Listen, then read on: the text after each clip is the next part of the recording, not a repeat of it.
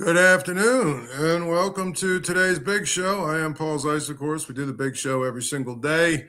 Try and get it going here right around 5 o'clock. And of course, try and break down whatever the issues are of the day, whatever is going on in the world of sports. Of course, right now is an interesting time because it's sort of a downtime in some ways. But by the same token, there is always things going on. Today, we're going to talk a little bit about the Steelers receiving group, and we're also going to talk about I thought Joe Starkey wrote a pretty good column in the Post-Gazette about the Steelers and their physicality, and I thought he nailed a couple of really important points when he was talking about it. And then of course we'll talk a little bit about the Penguins' job. Obviously Mike Sullivan gone. We talked with John Grattan yesterday about Mike Sullivan, and of course, the fact that he, now that he's gone, the team is basically Cal Dubas's team. And of course, we will finish up talking about your Pittsburgh Pirates, who, by the way, it's a horrible job today. It's a really bad job today. You win, you split your first two games of a series with a division rival at home. And in game 3, you have Paul Skenes going, and the bottom line is you have to win that game. For whatever you want to say about it, I mean, Paul Skenes, these are the games you got to win, and he wasn't as good enough today. It wasn't that he was horrible.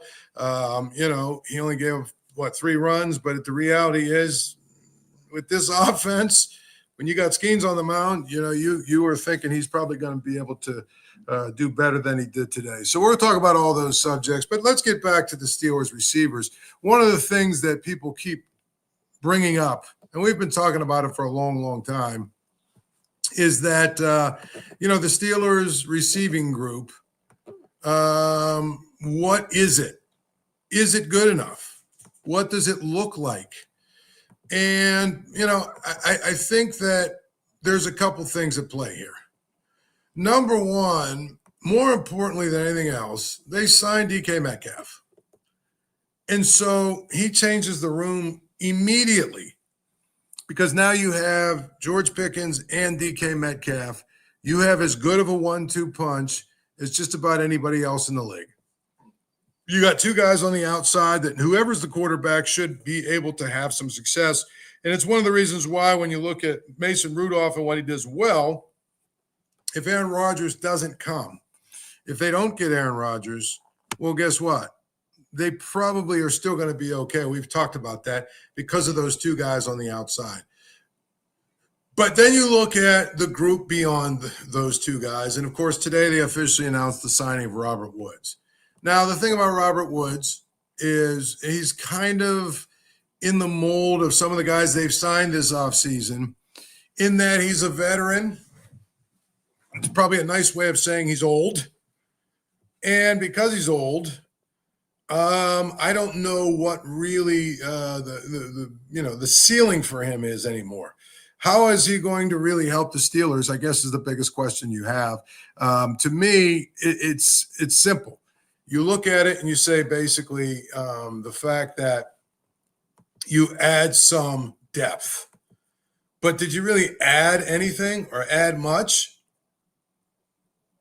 I just don't understand. I look at what they have beyond their top 2. I don't understand why they didn't draft a receiver and really cement the receiving core as a group that basically is one to be reckoned with. Because ultimately, if Pickens and Metcalf, if one of them gets hurt, you're back to where you were last year, where you got one guy. I think Calvin Austin has gotten better, and I don't want to, disparage Calvin Austin. That's not my point. I think he's fine for what he is. But right now, I mean, if you look at it right now, I would say he's their 3rd best receiver. The other guy is Roman Wilson. We have no idea what he can be because he didn't play last year. For the most part, he was out and he didn't necessarily do anything where you could look at it and say, okay, this is what we have in Roman Wilson. ultimately, I guess if he's going to be a good player, they've got a shot to be in a place where, their receiving core is clearly better. But right now, I don't know that I can sit here and tell you that that's the case. I just don't. I don't know that beyond Metcalf and Pickens that they're good enough at receiver. And I know last year, if you remember the entire offseason, we heard all this nonsense about, they don't necessarily need to have a second or third receiver in Arthur Smith's offense. If that's truly the case, I would tell you that Arthur Smith's offense is bad. That's what I would tell you. I would tell you that it's bad because the way that football is played now, I think that you better have a good receiving core that makes plays. And so I feel like that's where we're at right now, from the standpoint of the Steelers receivers are not necessarily going to be a strength other than the top two. Now, maybe Calvin Austin and Robin Wilson show us something differently. I don't expect much out of Robert Woods. I looked last year, he played for Houston, played in 15 games, had 20 receptions, 200 yards, no touchdowns, averaged about 10 yards a catch. If you look at what he's done the last 3 years, that's sort of been who he's been. He's obviously in 2022 for Tennessee, he had 53 receptions. He had 40, 2 years ago. In Houston, he had 20 last year.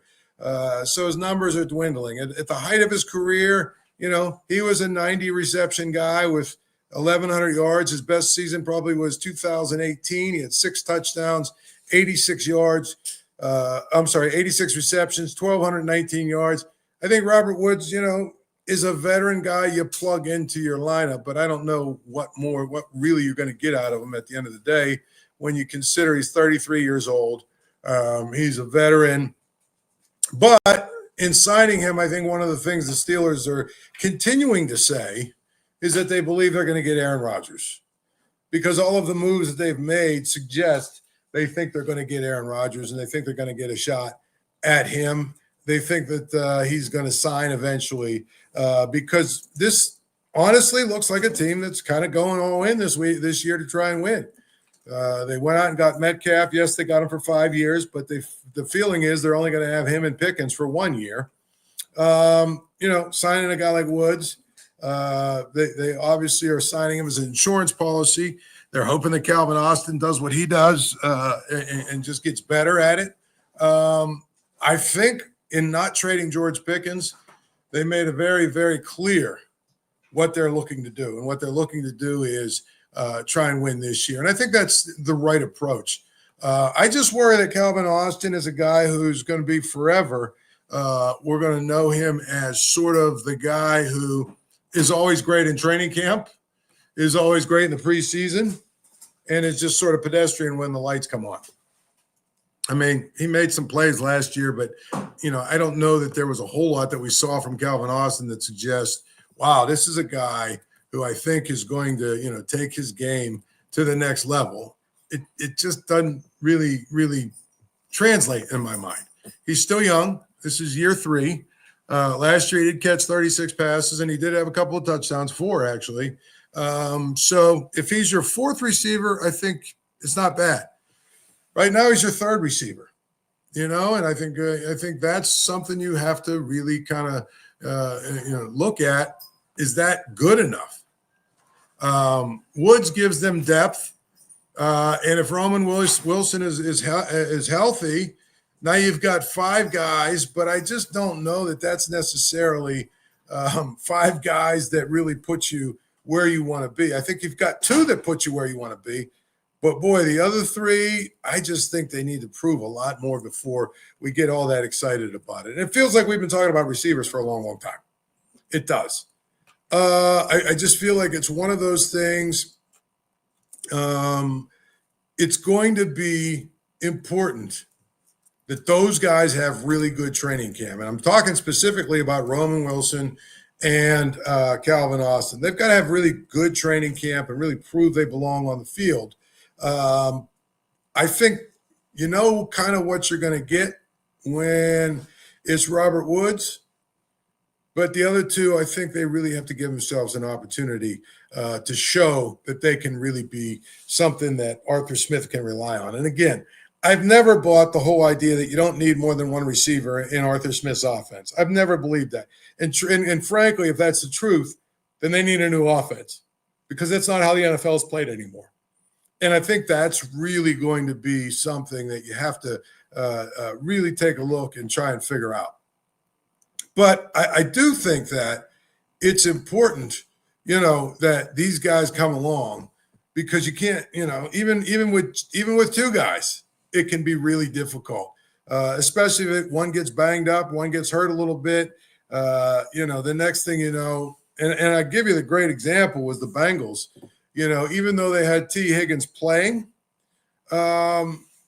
he was hurt, he was banged up, and all of a sudden that offense wasn't nearly as effective or scary as it was when both of those guys were healthy. And I think that's what's really going to happen. So I feel like it's just one of these things where we have to watch how they develop and whether they develop and then go from there. Now, the other part of it is if you look at how they drafted, right? It's amazing, but now we're back to talking, and Joe Starkey wrote a really good column about this. Now they're back to talking about physicality and being physical and playing with physicality and being the big bad bully Steelers and all that other stuff. And the guys they drafted, now all of a sudden, we're going to return to that. If you look at it, we're going to return with Broderick Jones playing a key role on the left side of the line, and with Troy Fontenot on the right side. We're going to maul teams, and we've got Kaleb Johnson. And you look, on the other side of the ball, we've got Cam Hayward and T.J. Watt still. We've got some younger guys who are guys that are going to, be tough guys that are going to, just maul teams. And we're going to be the team that nobody wants to play anymore. The problem is nobody's playing football like that anymore. And the other problem is if you get Aaron Rodgers, it seems like it's kind of a waste. I mean, I don't want to, sit here and disparage it, but I keep, and Joe Starkey used the phrase Steelers DNA. I keep going back to, if that's the way they want to play, it's completely different. Nowadays, it's completely different than it was. It just is. And so if you're still going to play that way, I think you're holding yourself back. I mean, yes, you want to be physical at the point of attack. And yes, if you can run the ball, with physicality, that's great. But the game is still won by scoring points. And by scoring points, that means you've got to have playmakers. And that means you've got to have guys that are going to basically change the game with one play. In Watt, you have that. I think that you have that to a lesser extent with Cam Hayward. But this, super tough talk that we've heard now for the last week and a half, since the draft, I think it's a little bit silly because it's the same thing we hear every single offseason. No matter who's the offensive line coach, no matter who the strength coach is, no matter who the offensive line is made up of, we're Steeler football. We're going to play Steeler football. We're going to do it our way. We're going to grind you out and all that other stuff. I don't know. I don't know if I'm buying that as much as some people. I think it's a lot of tough talk. But when you look at the Steelers, clearly, if you look at what they have, up the middle, Derrick Harmon should absolutely help in the middle. Maybe they could actually stop the run a little bit, and, maybe Kaleb Johnson and Jalen Warren give them. But, I mean, is Kaleb Johnson really any different than Najee Harris was? I don't know. I think they're, similar kind of running backs. I have to see Broderick Jones do it. And maybe that's being cynical, but I really need to see him do it because to me, I look at that and I say, here's a guy that we don't know about yet. We just don't know whether he's good enough or not. And so because we don't know if he's good enough or not, it's easy to say, well, now he's on the left side. He's going to be, okay, good. I don't know that I've seen enough from him to know that he really has what it takes to be a dominant tackle, even on the left side. Maybe, but maybe not. And I think that's really going to be the biggest question. Is he good enough? Because if he's not, then a lot of what they're trying to do is going to fall apart in some ways. I mean, it could become a situation of where they have to find another tackle, which you drafted 2 tackles in the first round over the last 3 years. You probably don't want to be in the market for a tackle. The whole reason you do that is because you think you have your 2 guys of the first couple of you have your 2 guys for the next 10 years. And so there's that. I think that's an important thing to note. I will say this: the idea that the Steelers are going to be this physical team again, I just don't care. I know there are some people that hold on to the brand of the Steelers. Like, they hold on to it so tight. They want so badly for the Steelers of the 70s and the Steel Curtain, the team that's blue collar and built on, running the football and grinding people and all that. I just don't know, man. I really don't know. I don't know why we want to go back to that. I think you want a team that can win games. Again, it's pretty clear to me that, that when they went and got Derrick Harmon, the whole reason they got him is because they couldn't stop the run last year. And if he's able to stop the run, if he's able to plug the hole, if he's able to be that guy at the point of attack, then it's good. It's good. But if it's bad,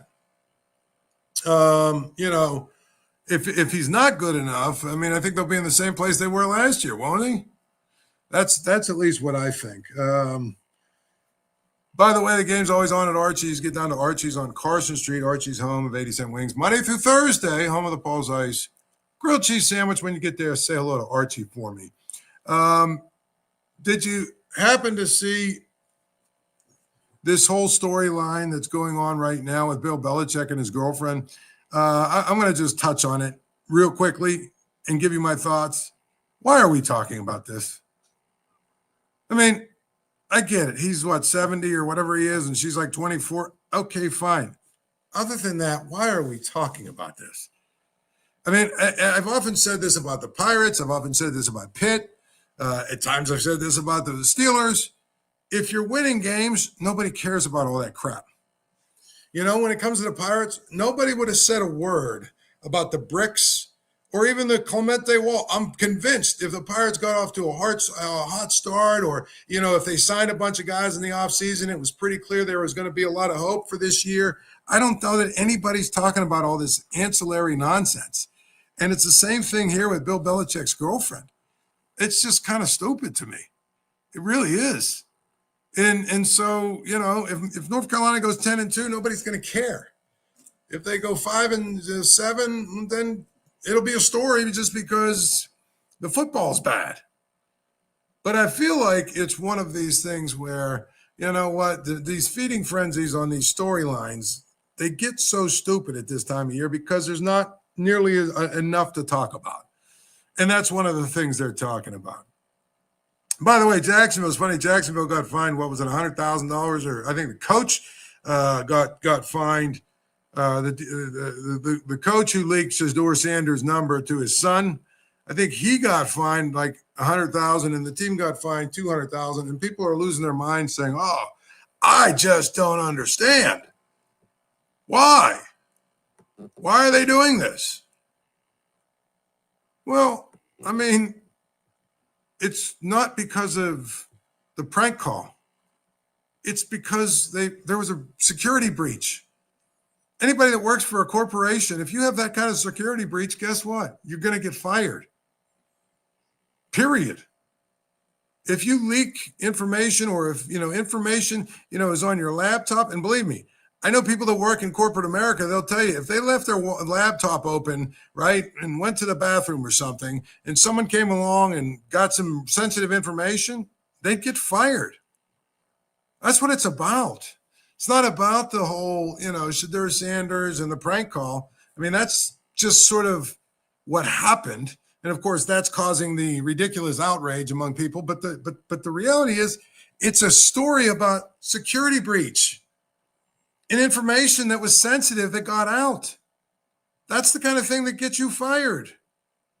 So to me, the fact that they got a $100,000 fine and a $250,000 fine for the team, they're getting off light.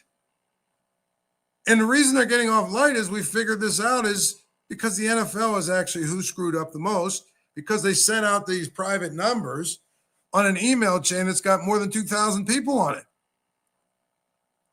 That's the issue. As for the prank calls, I don't care. Again, I don't care. Get over it. The kid that did it called Shadur Sanders, apologized to him. It's over. It's done.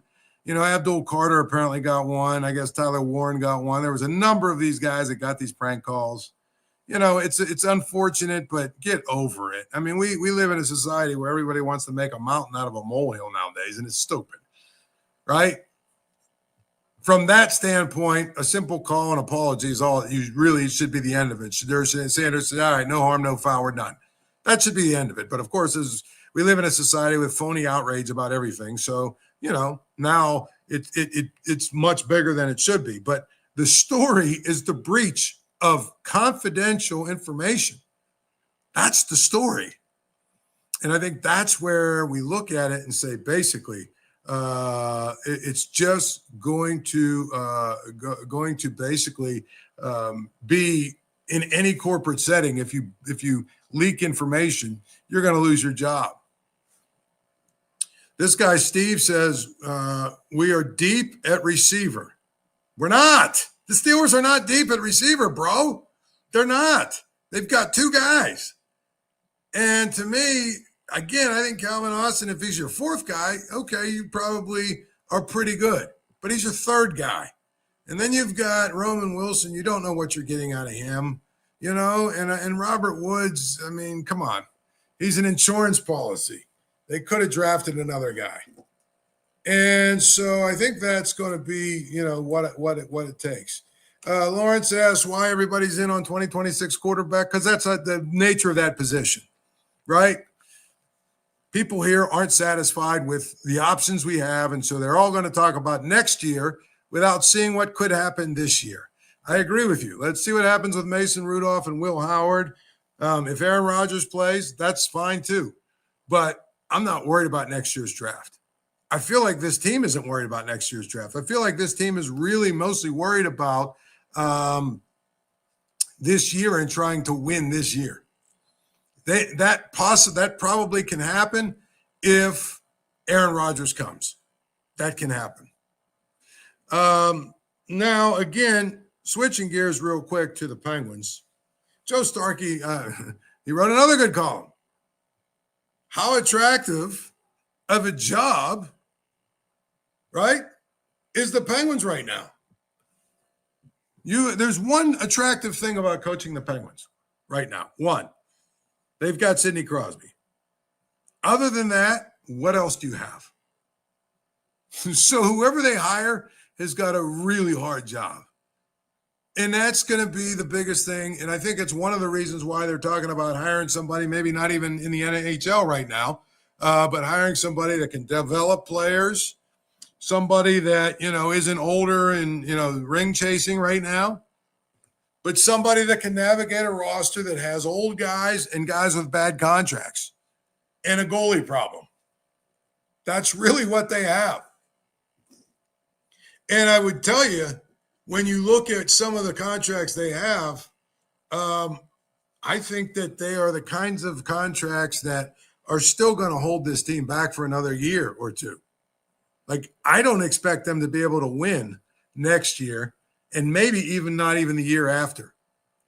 And so if you're a guy that comes in, you've got to figure out how to manipulate, some of the older guys that are just basically playing out the string on their contracts, how to keep Sidney Crosby happy, who your goalie is, and of course the highest paid guy is a guy who probably is not good enough.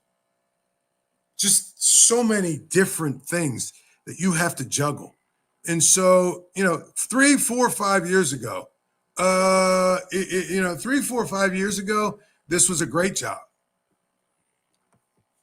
But they hung in there with Mike Sullivan, which is fine. And now you've got to try and convince somebody to come.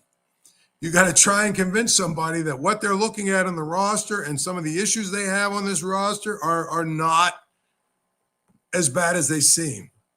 And I just don't know that you're going to be able to do that, which is why, like I said, it makes sense that it feels like the guy they hire is going to be somebody who either isn't in the NHL or isn't necessarily going to be a guy who has a lot of experience, but is somebody maybe that's worked in, the AHL for a lot of years and has developed a lot of guys and has a track record of working with younger players. I don't know what it's going to look like. But again, I just don't think it's going to be easy. That's the problem. Now, on to the Buccos. As I said before, you have Paul Skenes on the mound today in your last day of your series with a division rival that you split games 1 and 2. Well, guess what? The whole purpose of having a guy like Skenes, you have, and when I say have, you have to be able to win the games that he starts. And it's just not happened. And I think one of the biggest things today that, he gave up 3 home runs, and then, when he left the mound, they were down 3-2, but then all of a sudden they give up 5 more runs. The bullpen has been atrocious. The hitting has been atrocious. I mean, look at the guys they're sending out there. Isaiah Kiner-Falefa has been their best guy at 280. Joey Bart has been at 293, but Joey Bart only has 1 home run at 293 and 1 home run. You need a little bit more power from him. O'Neal Cruz has been fine. He's been, people will look at his 252, but he's 897 OPS, slugging at 534. He's okay. But Kiner-Falefa at 280, he's probably going to regress to a 260 hitter, which means what you're getting out of him right now, you're probably going to go through a stretch where you get nothing out of him. But there's not a lot of answers here. Remember when they brought up Matt Gorski? This was going to, change the world. 4 games he's been here, he's batting 167. I mean, 167. He has almost as many strikeouts, 4, as he does total bases. Tommy Pham is what he is. He's a 170 hitter, and you knew that's what he was going to be. But they got to keep running him out there. Adam Frazier's batting 233. They got to keep running him out there. This is a team that if you take O'Neal Cruz out of the equation, I mean, they don't really hit home runs. They're relying too much on a guy like Andrew McCutchen, who's what? 1, 2, 3. He's 5th, is 6th in at-bats. We shouldn't be surprised, but this is a terrible job by the Pirates. The Pirates organization and everybody associated with it should be embarrassed. It's a terrible job. It's a terrible roster. And the reality is I'm looking at it and I don't see many opportunities for it to get better. I keep hearing about, well, I'll bring up Bubba Chandler and everything will be fine. Okay, maybe. But then again, maybe not. I think when you look at it from that perspective, they really, really have to figure out a way to get better players in here and get a team that's not so reliant on some of their older guys. But when you have Paul Skenes on the mound and you've already won 2 games in this series, you have to win the series. You really do.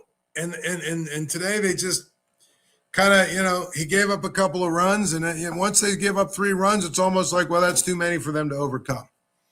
They ended up getting a run late, so they did score 3 runs, but they lost, 8-3 or something like that. You can't have that happen.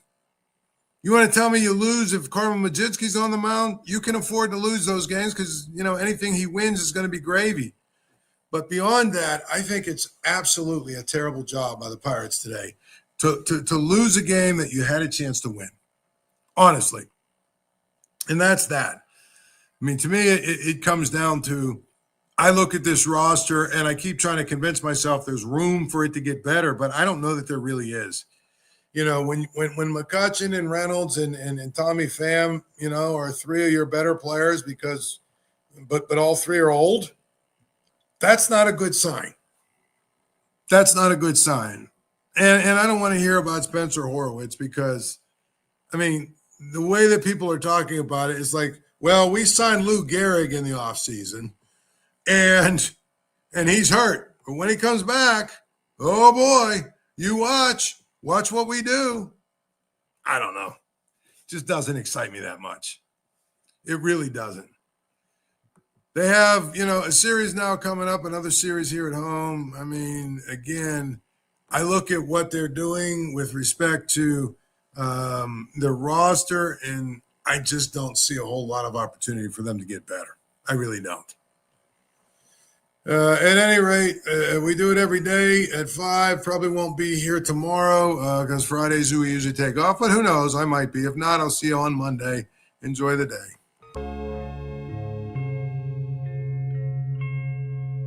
Thank you for checking out this content from Post-Gazette Sports. If you watch this video on YouTube, please like the video and subscribe to our channel. For all of the sports coverage the Post-Gazette has to offer, visit post-gazette.com.